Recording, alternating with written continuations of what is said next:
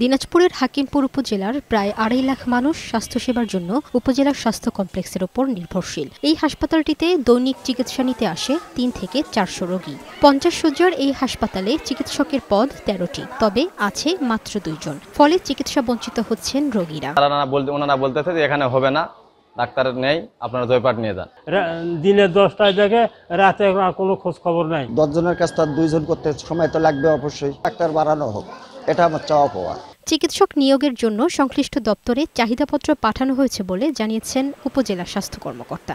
তো 2 জন medical officer দিয়ে আসলে আমাদের কাজ চালানো খুবই কষ্টকর হয়ে দাঁড়িয়েছে, কারণ আমাদের এখানে আউটডোরে প্রায় অ্যাভারেজে প্রতিদিন 400-এর মতো রোগী থাকে।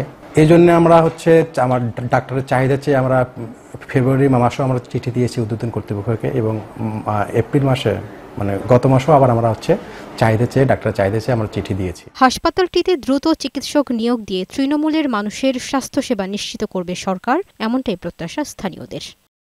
লামিয়া আক্তার, বৈশাখী সংবাদ।